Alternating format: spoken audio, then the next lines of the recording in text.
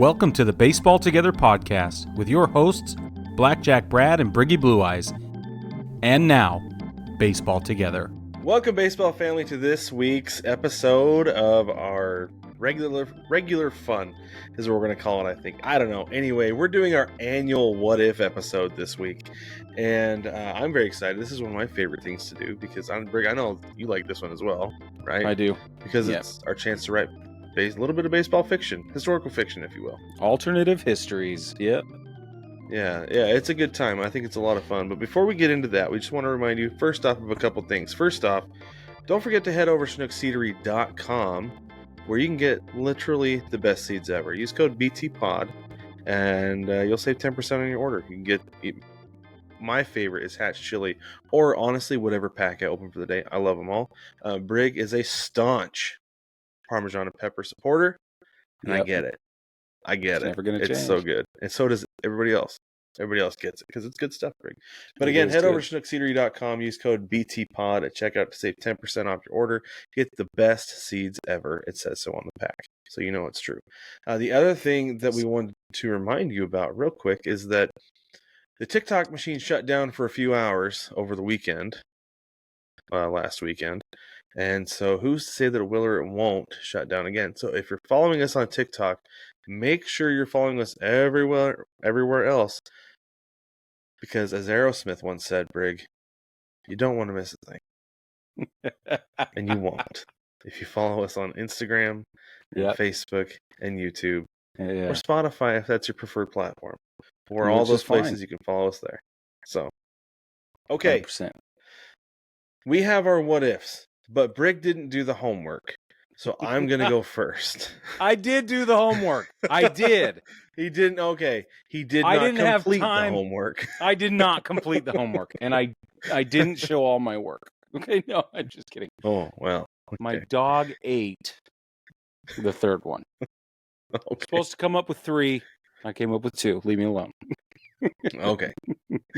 Did you ever have that happen to you? You're sitting in math class and the teacher's like, will you work this last one for us? Like, I didn't do that one. Oh, yeah. No, I have no idea. I got hit in the nose with the basketball at lunch and didn't get to finish because I was tending to a bloody nose, so I didn't finish my homework. For sure. Because that's when I do my homework, is at the lunch table. Yeah, that's what happened to me, too, with the basketball thing. Yeah. It's a true story, by the way. I totally believe you. Oh, yeah. There of course was it was. Blood everywhere. Anyway, okay. Oh, so Let's get into what if. So I'm going to start us off because I have all of them. So, okay. So, Brig, I want to know the funny thing about this. So I'm going to go with my first one. I came up with this first one legit. So, I really only did 2. Because this first one, I came up with in March of last year. Right. And I saved it. Of course, because I was like, make my life easier come January. So what what better if, than me? It's fine. What if the Rays were placed in Vancouver, Canada, instead of St. Petersburg? Yep. I think this would be really fascinating. So for context, I looked this up. The cities that were submitted for expansion requests when the Rays and the Diamondbacks came in were Nashville, Buffalo, Northern Virginia, Orlando, Phoenix, got a team, Tampa Bay, got a team, and Vancouver, British Columbia. So let's do this. Instead of calling them the Tampa Bay Rays or the Vancouver Rays, because that just doesn't make sense, the Vancouver Devil Rays, it's too cold for Devil Rays or Stingrays or whatever, Manta Rays, whatever those are. So we're going to call them, instead, Brig, we're going to call them the Vancouver Killer Whales.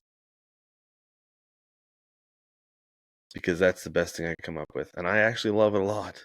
I thought about calling them the Orcas. I was like, no, because Orca doesn't quite work. It doesn't quite flow, especially with how they were the Devil Rays and the Rays. So I was like, I'm going to go Killer Whales. Vancouver Killer Whales. I don't Alignment. Well, thank you. Could you imagine the hat? It would probably look a lot like, I think it's the Vancouver Canucks. A sea cow? No, that's a manatee. Anyway. Okay, so alignment would look different, okay, naturally, because that's how things are going to go.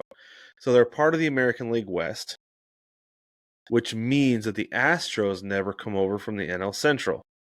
They stay put. The Astros are going to stay in the NL Central forever.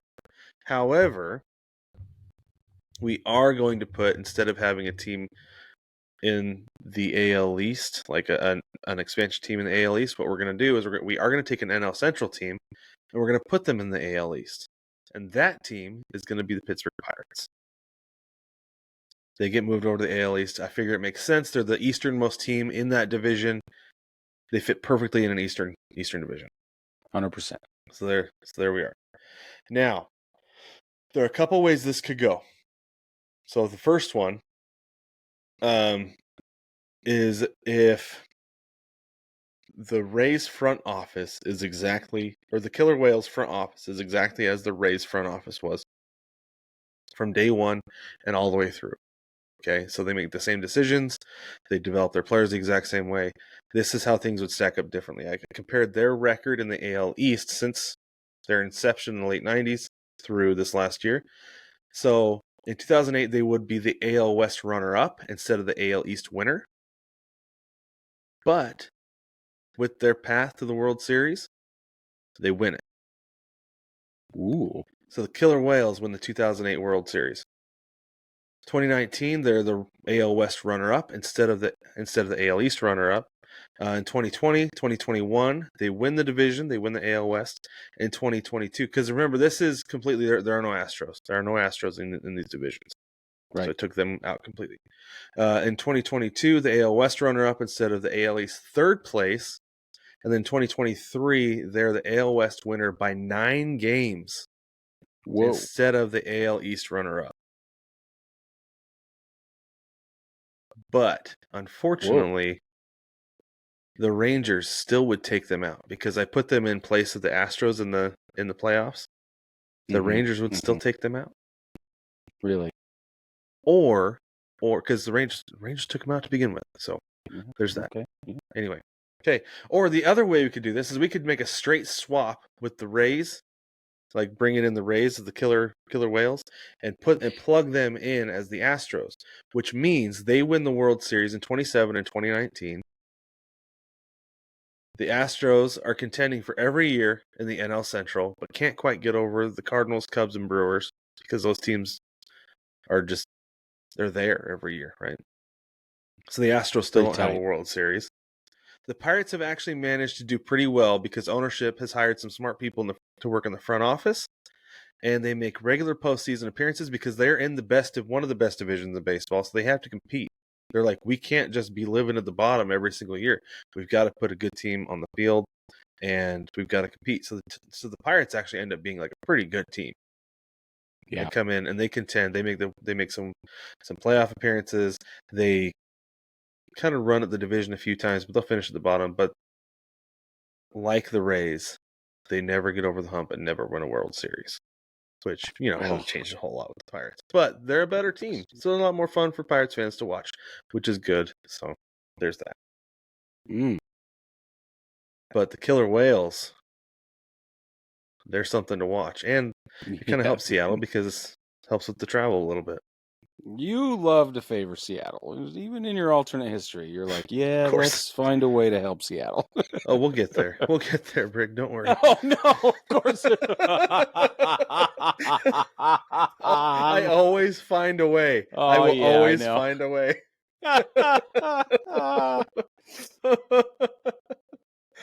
Okay. Well, I like the Killer Whales. I'm going to shorten it to the Whales or the Killers. I don't care whichever way you want to go because they went from the Devil Rays to the Rays. So eventually it's going to get cut down. And then Retro Thursdays or whatever, we'll go back. But very cool. Very cool. All right, I'm going to pull up some of my stuff here. If I was good enough with Photoshop, I would have put together a logo, but I'm not. So that's all right. That's okay. So I'm going to take a run at the wild card situation. Okay. The wild card began in 1994. Okay. Well, it's complicated, right? But the new system was instituted in 1994, but first used in 1995 because of the players' strike. Okay, so that's why it's complicated. But that's the deal. So that was the first time a wild card scenario was used, and there are anomalies, obviously. Like 81, there were problems, and they needed a middle third of the season, dealt with. 2020, they expanded the playoffs with different amounts of wild card teams, etc. Right? But that was when they added the 95 season was the first season that they added a wild card, one wild card team to each league. Then in 2012, they added an additional. So now there are 2 wild cards. Okay, and that went 2012, 2019, skip 2020 for the reasons we've stated, and again happened in 2021. And then starting in 2022, we now have 3 wild card teams in each league. Okay? All right. Now I'm going to say, what if none of that happened? What if we never implemented any wild card teams ever? There is a lot, and I could have dug deep and I could have really opened a can, but I'm just going to scrape the top of the ice cream tub this time, and I'm going to say that the immediate impact would be that the Florida Marlins never win a World Series. Right. The Anaheim Angels do not win in 2002. The Red Sox do not win in 04. Cardinals don't win in 11. Giants don't win in 14. Nationals do not win in 2019. And the Rangers don't win last year, or the 2 years ago in 2023 now. That is the immediate impact of just saying, nope, no wild card ever.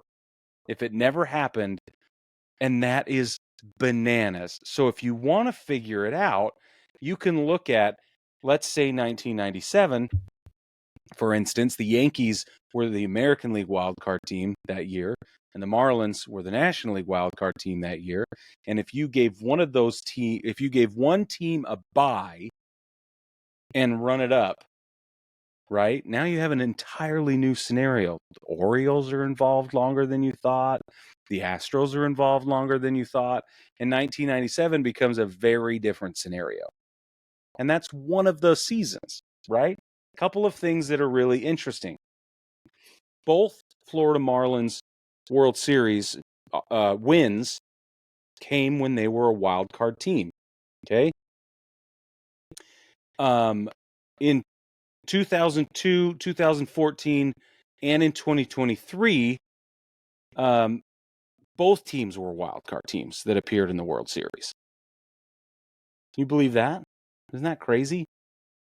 The first wild card team to win a division series were the 96 Orioles. And the Boston Red Sox and New York Yankees have both been wild card teams 7 times. The Rockies has been a wild card team 5 times. The Athletics have been a wild card team 4 times. And then the rest of these teams have been a wild card team 3 times. That is St. Louis, Houston, Pittsburgh, Baltimore, New York Mets, Giants, Chicago Cubs, Tampa Bay, and Toronto. The playoffs really get very, interesting. very different. Franchises get very, very different looks. And players' careers go off the rails in some cases. And in other cases, players' careers are preserved, right? And histories are like franchise players are either more heroic or not ever heroic. I think it's really interesting. Craig Counsell, what happens to him, right? If he doesn't win the World Series, you know what I mean? Like, I don't know. Mm-hmm. It's interesting to think about. It is really interesting. Yeah, it's fascinating. I mean, I know a lot of people don't like the wild card, but I love it. Makes for a more competitive season, makes for longer postseason, which is what we want, right? Right. I remain in favor of four divisions within both leagues, and until that happens, I'm going to continue to be a curmudgeon. But I think I read as I was doing this, I thought it was really interesting. I think Bruce Bochy, I think most of his playoff success is wiped away I can see that. Yeah. if the wild card system doesn't exist ever. It's Right. really like that's a big deal. Yeah. Yeah, and mathematically 4 divisions in each league doesn't work yet. Not yet. But we'll get there. I mean, two expansion teams is what we need, and I think that's what I think that's going to be the solution. And I think that makes a lot more sense. I think it makes a ton of sense. You got 4 division winners, 2 wild cards. Boom. Yep. That's it. It's going to be awesome. Yeah. It's going to be really great. That's cool. That's fun. Yeah. And I love erasing things and looking at the impact. Right. Me too. No, we'll get there. In fact, I'm going to do that with my next one. Yes. Yes. What if, Brig, Dave Roberts was caught stealing second base in the 2004 ALCS? Yep. Game 4, bottom of the ninth. Send it, Brad. Tell us all about it. Okay, yeah, bottom of the ninth. Okay, for those of you who don't know, he did steal second base. The bottom of the ninth, game 4. Came around, tied the game. Ugh. And that was what breathed life into the Red Sox, or second life into the Red Sox, and began the epic comeback of winning 4 games in a row after being down 3-0, and then going on to win the World Series. Okay, but Dave Roberts is out. Oh, good. Dave Roberts is out at second base. You know what this means? Game over. Yankees sweep the Sox and advance to the World Series. Okay? Curse of the Bambino remains intact. What's that? The Bambino's curse remains intact. The Bambino's curse does remain intact, of course. But immediately, they go into the clubhouse, there's a lot of finger pointing. You didn't do what you're supposed to do. You didn't do your part. You didn't do your part. You weren't supportive here, whatever. You got caught stealing. You, Manny, were weird in left field. What was going on out there? Right, always. Right? Yes. Which means that the clubhouse fractures. And management is like, figure it out. We have a really good group here. We have guys under contract we want to keep around. Figure it out. Let's go out and try to win some games. But they don't. They miss the playoffs the next 2 years. Which means that Theo Epstein, after that second year missing playoffs, gets fired. Because ownership doesn't like the way that he's doing things. They think that, you go make some moves. You need to shake things up a little bit.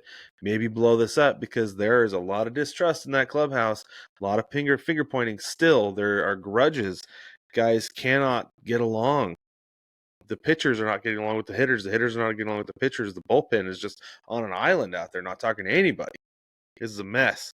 It's incredibly unprofessional. And given some of the things that were going on at the time, right, in the clubhouse anyway, you could see how there would be some finger pointing. Oh, yeah. And so Theo Epstein gets fired. Terry Francona gets fired. And because Theo Epstein gets fired and the Red Sox never win a World Series, the movie Moneyball is never made. Because it's clear that Moneyball doesn't work. It's not interesting at all because it doesn't work. Okay? And then, because Theo Epstein gets fired in Boston because it didn't work, he's never hired in Chicago. Never brought in for the Cubs. So none of that ever happens. He never trades for Anthony Rizzo, drafts Chris Bryant, takes a flyer on Javi Baez, right? Mm-hmm. Picking him up. John Lester. Yeah. Pulls in John Lester, everything. That doesn't happen. And so the Cubs still have not won a World Series in 2025.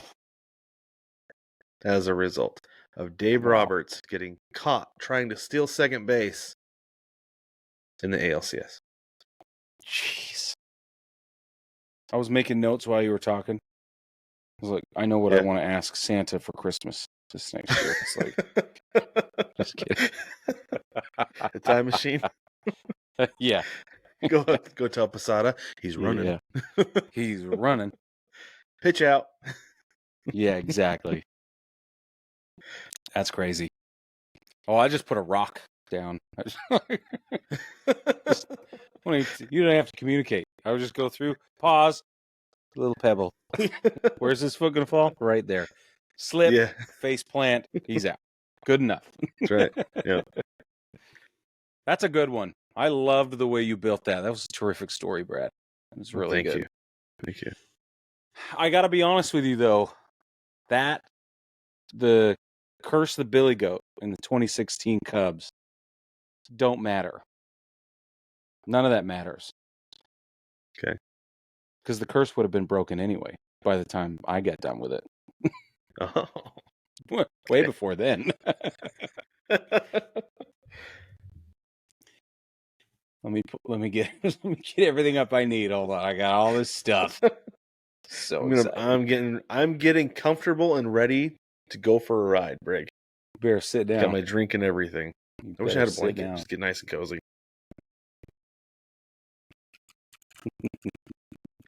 Because believe it or not, it's cold in Arizona right now. I'm freezing my butt off right now. It's like 20-something degrees here. Oh, it's 47 here. But the wind has been howling all night. Yeah. Yeah, here too. All right, homie. This is so good. Okay. Game 6. It's Game 6 of the NLCS. It's in Chicago. It's 2003. Okay.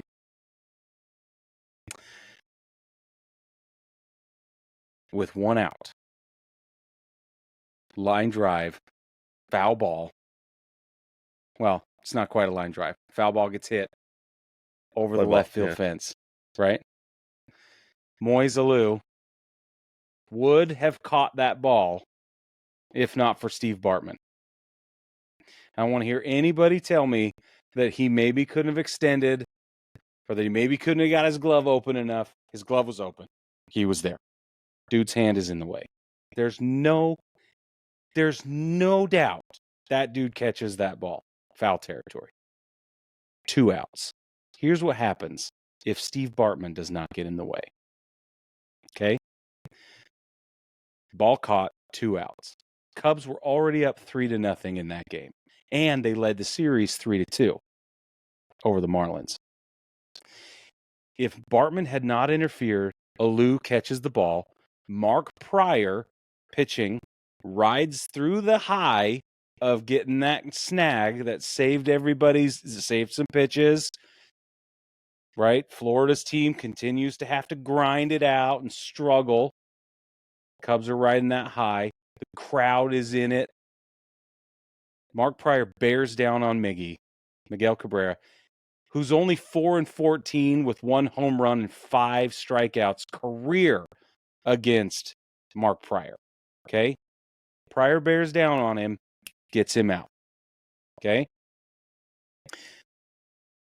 He then gets that's the 3rd out. He gets his 7th strikeout of the night. We go to the 9th inning, zeros. Doesn't matter. Cubs win 3-0. Okay? They advance to the World Series, and this time they also, instead of the Marlins, they face the New York Yankees. 2003. Okay? Regular season against the Yankees, the Cubs win 2 out of the 3 games. 2-1. Okay? Assuming the matchups stay the same for the Yankees, assuming they start their rotation exactly the same way, we get games in 2 games in New York, travel day, 3 games in Chicago, travel day, 2 games in New York. Okay? The series goes 7 games. Zambrano beats Wells in game 1 in New York. David Wells goes down. He takes the loss. Okay? And the Cubs win game 1 in the Boogie Down. Andy Pettitte versus Kerry Wood. Andy Pettitte wins that matchup. Series tied 1-1. Okay? Game 3, travel day, game 3 is Mussina versus Pryor. Pryor wins 2-1. Okay? But it's barely. It's barely. Okay. Okay? I'm serious. Then we get Clemens versus Clement. Okay? Clemens loses the game. Okay? So now it's 3-1. Wells versus Zambrano again. David Wells wins. We get a travel day. Now it's 2. Was it 3-2 now? Do I have it at 3-2? 3-2. Yeah. 3-2 going into game 6, yeah. Yep. So game 6, Andy Pettitte versus Kerry Wood. Andy Pettitte wins that ball game. All on the line. 3-3 in the boogie down. Mike Mussina versus Mark Pryor. Mark Pryor wins the ball game against Moose again. I know. The Cubs Can't even win believe I'm saying it. Cubs win in 7, curse broken in 95 years, not 108. Now, a couple of these matchups, you can come at me. I understand. I understand Mark Pryor versus Mike Mussina, and maybe, had I been managing, I'd have gone differently. I don't know. But I think giving Roger Clemens one postseason start in that series is strange. But with the likes of Andy Pettitte, David Wells, and Mike Mussina, it's kind of hard to argue with. Yeah. But because of the way the travel schedule works for that Cubs starting rotation, they don't need more than those 4 guys, and they only need Clement one day. They only need him one day. Everybody else is nails. Yeah. It works.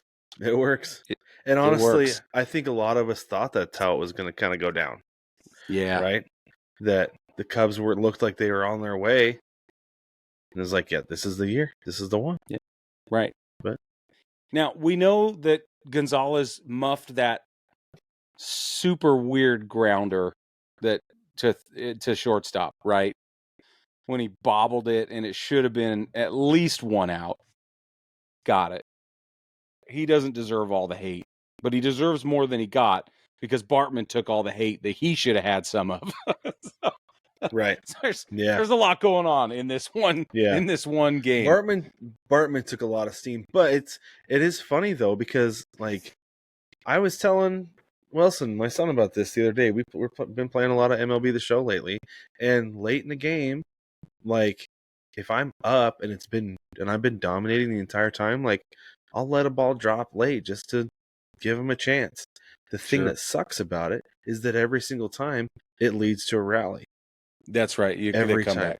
Every time. One, because I always do it with 2 outs. I'm like, okay, I'll get the next guy out. No problem, right? Mm-hmm. But I never do. Right. It always leads to a 2-out rally, and he puts just enough runs on the board to win the game. Yeah. And there's a weird thing in baseball that if you give an extra out, you're almost always going to pay for it. And that's what happened with the Cubs. If the Cubs get that out, it's smooth sailing the rest of the way. Couple things I absolutely have to say. Every single one of us probably would have reached for what we thought was going to be a no-brainer souvenir foul ball, right? Many, many, many people would have had their hands out thinking it was going to sail a little deeper into foul territory. Now, when it got that close and there's a glove in the way, you don't be an idiot, right? This is the thing. The whole section's doing this, right? Like, okay. How are you? Here's the thing, though, is that you know where you're sitting. Know where you're sitting, and you have to, as a fan, have the presence of mind. If I'm leaning this way, there's a chance there's going to be a player there. If I'm leaning this way, I'm making the play. Right. But with your headphones on, come on, dude. He had his headphones on. Okay. He had those. I think there's some of that going on. But anyway, I think that there are other villains, and it doesn't all have to be.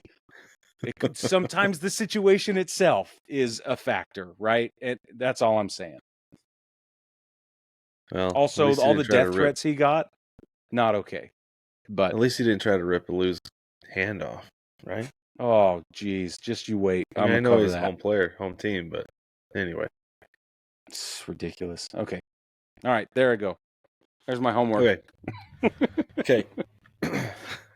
Well done. That was very good. Thank you. Okay, my last one is another if something didn't happen. What Okay. if Mariano Rivera never developed Oh. his cutter? Oh.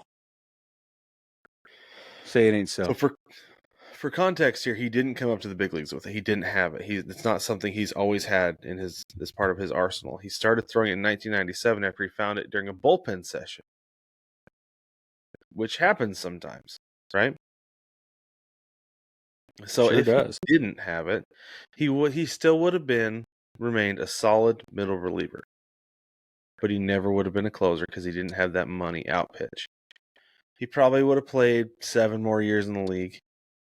Flames out at 32 years old because his stuff starts to deteriorate like they do, right? And if you don't have that cutter that you can go to every time, the guy's called an optical illusion. You don't have that, it's going to start to go away. Okay. So, because in 1996 he was like fine, but he wasn't. No, he had a 5 WAR in 96. Who am I kidding? He was great in 96, but that was it. I'm gonna let this one slide, Brad. And I know. My notes were backwards. My notes were backwards. Okay. Is what it was. All right. 96, he was great. Okay, but 95, he was okay. 97, before he became a closer, he was okay. All right. Yeah. But anyway, so without Mariano Rivera and closing things out, here are the dominoes that fall into place. Oh no. The Yankees end up missing out on 4 World Series titles, which means that the Padres win in 98, the Braves win in 99, the Mets win in 2000. I'm going to go ahead and say that the Mariners win in 2001 because the Yankees are the ones who knocked him out. Because, of course, that you they're going would to go touch beat my the dog Diamondbacks. spot. Of course. This is the second time in What If that the Mariners beat the Diamondbacks, by the way. And then the Phillies win in 2009. Yeah. Instead of the Yankees. We still don't have a unanimous Hall of Famer. Whoa, Because there's nobody, right? And because the Yankees never found their guy, they continue to try to win the World Series by buying the biggest sluggers in the league, but they can't get over the hump because they're just missing that one piece that they need to finish things off, which is a lockdown closer.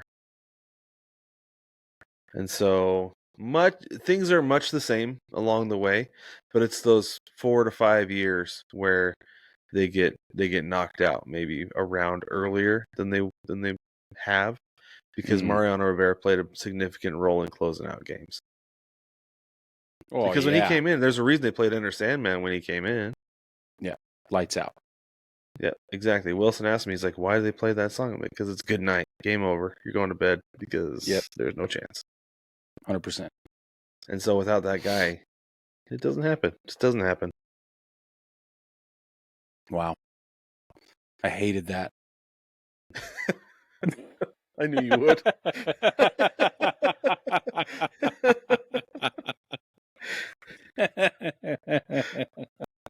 There's my homework. Not even fun. This is dumb. I don't want to do this anymore. Well, lucky for you, we're done for a year with What If. And you can come back next year and be like, if Randy Johnson never got traded to the Mariners. Right? Yeah. You wait. Oh, I should have done that one. History wouldn't change much, let's be honest. Yeah. I was watching Seinfeld the other day, and it's the one where George Steinbrenner goes to George Costanza's parents' house because he thinks he's dead. And he tells Mr. and Mrs. Costanza, your son's dead. And Frank Costanza goes, "Why'd you trade Jay Buhner? Hit 30 home runs at 100 RBIs, got a rocket cannon for an arm." It's my favorite bit on Seinfeld. Yeah, for sure. No, man. So funny. Such good stuff. But baseball family, let us know what you think about these what if scenarios. Did we take it a different direction than you would have? If you want to, there's tons of room in the comment section. Just drop your take on one of these what ifs or your own, because that would be pretty cool. So throw it in there just for funsies, and we will look at it and we'll share it with the class. And maybe Brig will do his homework next time. We're just gonna run with this metaphor the whole time. Okay, all right. Anyway, great.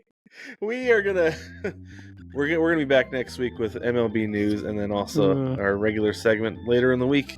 We have an interview that we're gonna drop next week, right, Brig? Yeah. Yep. Yeah, we have another author interview. returning friend of the show, Dan Schlossberg, is going to be here. Mm. So be sure you catch that, because we're going to talk to him, and that'll be a lot of fun. But baseball family, thank you so much for joining us. We will catch you next week.